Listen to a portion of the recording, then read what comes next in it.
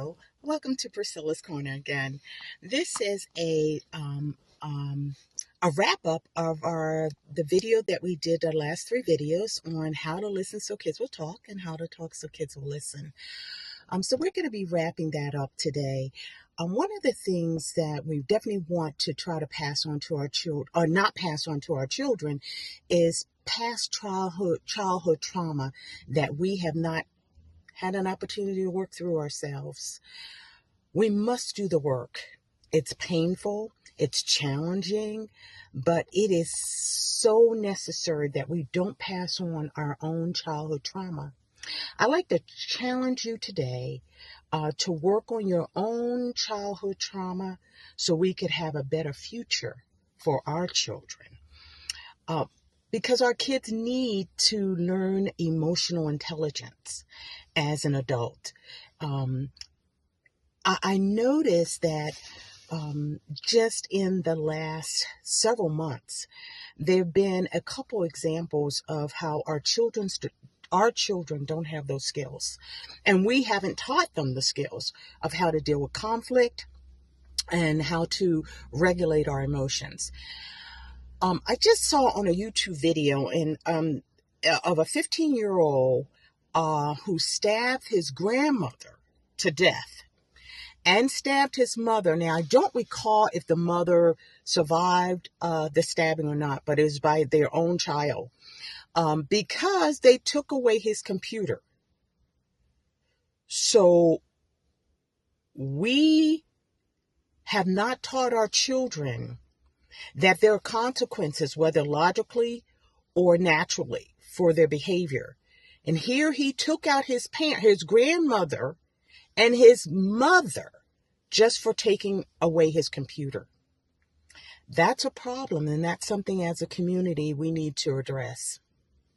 There was a second incident that happened as well. A 17-year-old boy, I believe, stabbed a 18-year-old at a track meet because of conflict. And we haven't taught our children conflict resolution. And violence is never the answer, because now we have two lives that have been ruined. One is deceased, unfortunately. And I send out my condolence to that family. And the other one is headed to jail for life because they weren't able to deal with conflict and they didn't have those skills. So you know what they say? We have to reach one to teach one. We definitely have to reach out to our children to make sure they have those skills.